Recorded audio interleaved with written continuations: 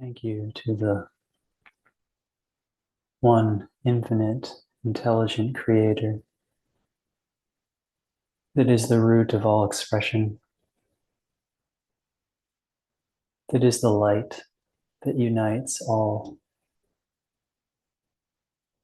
that is where the many are united into the one, and which is the source of this exploration.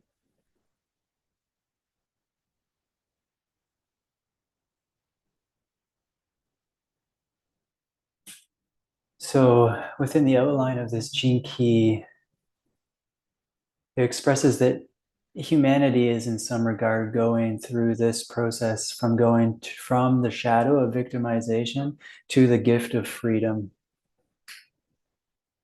And with all gene keys, it's the total acceptance and unification with the shadow energy that allows it to transmute and transform into its gift.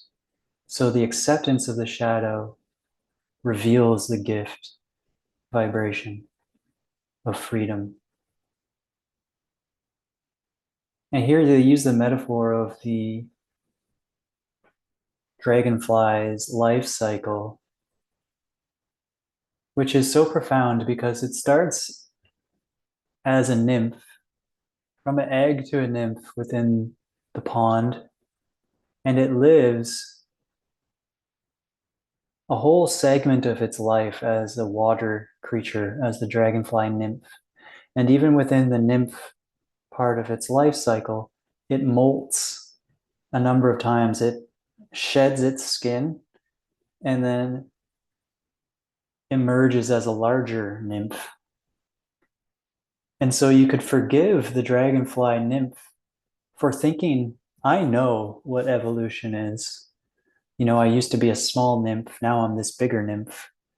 I used to be a successful hunter. Now I'm even more successful hunter in my environment. But there's nothing from that repetitive cycle that prepares the nymph for the quantum shift that it's going to undergo when it again feels this urge to molt. And it thinks, okay, I know this molting. But this time there's a pull, a draw to climb up a stalk, a blade of grass or a twig, and come out into the sunlight of the day and into the air. At this point, the dragonfly nymph is somewhat confused. What am I doing even?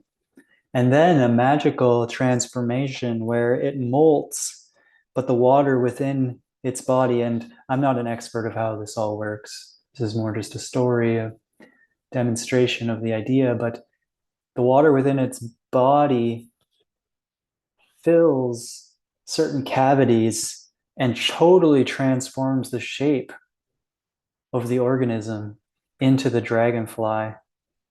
All of a sudden, it's a completely different being, ready to operate in a completely different strata of existence from the water to the air.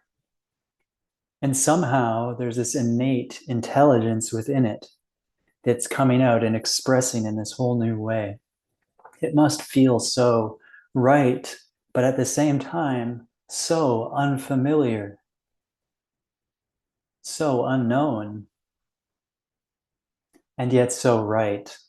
And now the dragonfly is flying, and in some sense, the same instincts are still at play of the three-dimensional world and hunting insects and prey. So some parts of its learning from its old life are still completely intact and relevant, but at the same time, it's a completely new plane of experiencing.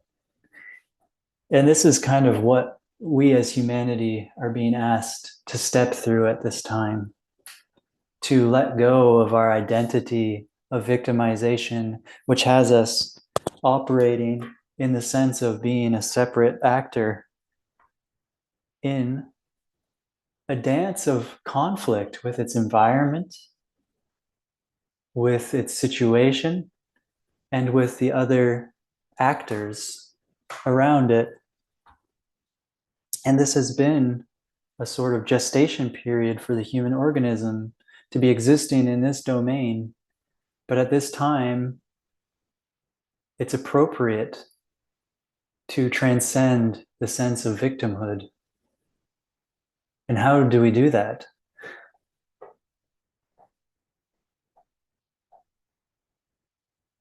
Really, it's by being so willing to look at it, because it thrives. It doesn't actually, it's a misunderstanding. The victimization is a misunderstanding because it relies on a sense of I being a separate entity.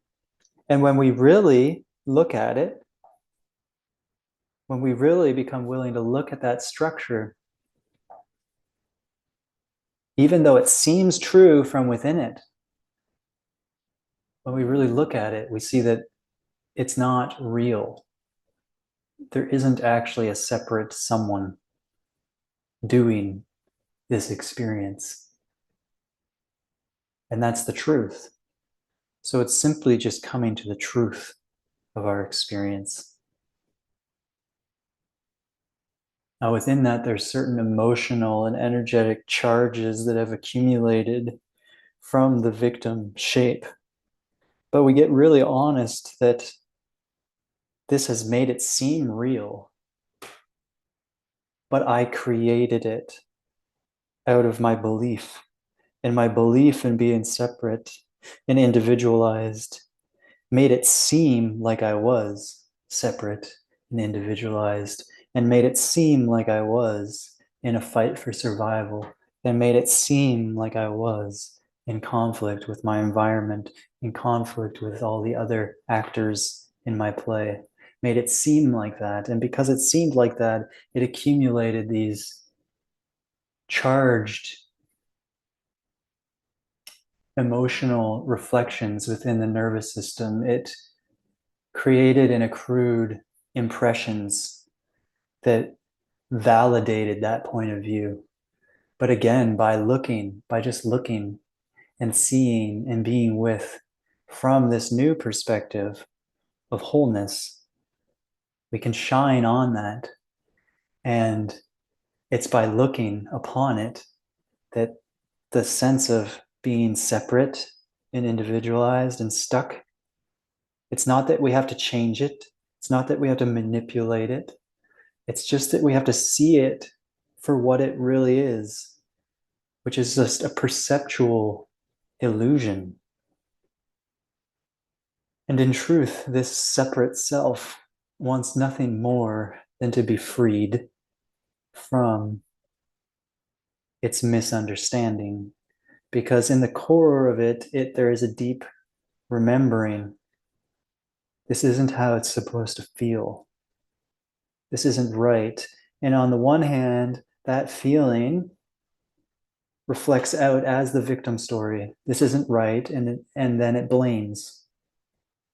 It's because of my environment. It's because of my situation. It's because of the other. But in the core of it, it doesn't feel right because it's not true. It's not true. And it starts to see that from inside.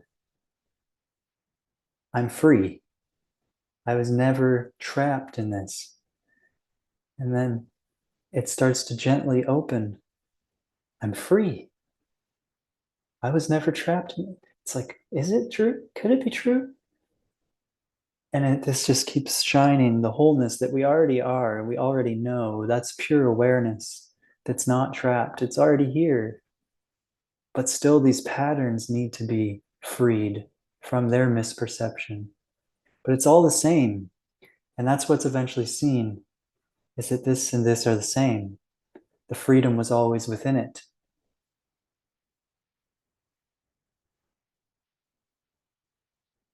So from victimization to freedom to wholeness. And then all the experiences we had on the victim level don't disappear. They still inform us in our free state. but now they're reinterpreted from a place of wholeness.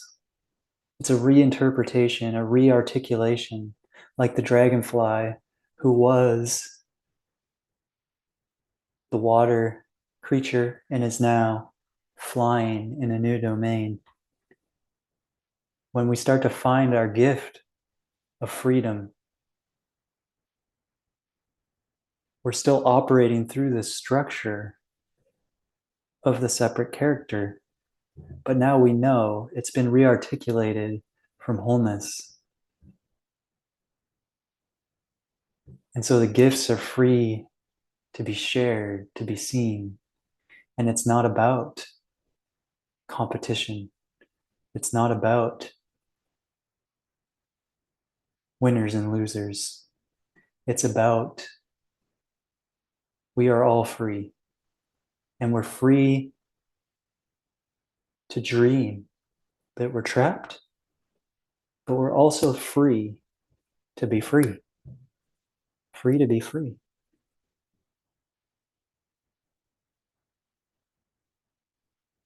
And it takes a while for the victimized one to accept this. And it can be piecemeal, but in truth, it's already done. It's already here.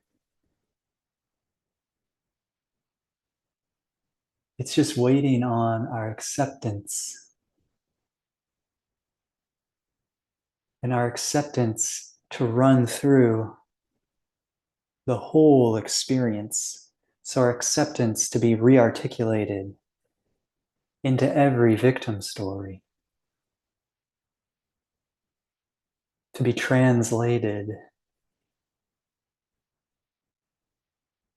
into all the little resistances and grievances and irresolution and stuckness.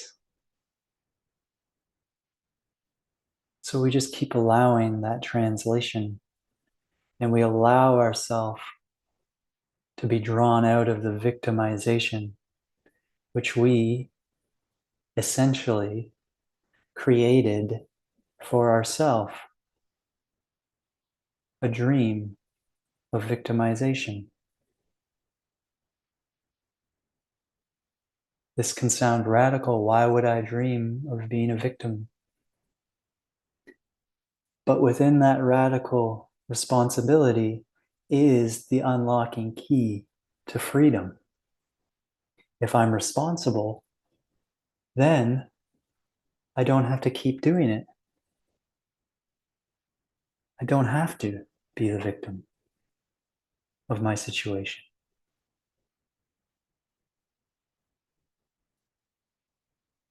And for the victim identity, I know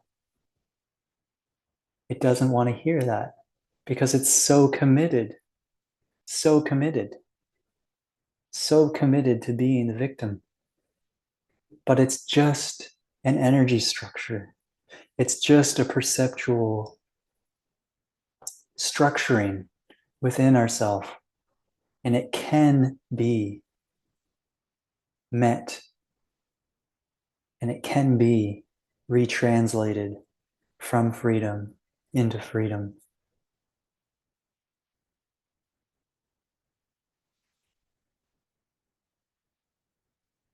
So thank you for being here. And once again, thank you to the source, the pure light that shines in and as this expression and in and as all the points of perception that will listen to this, watch this, and may it serve as a freeing reflection and an invitation to freedom, to the metamorphosis that cannot be known, and to the trust that all change is for our benefit. Amen.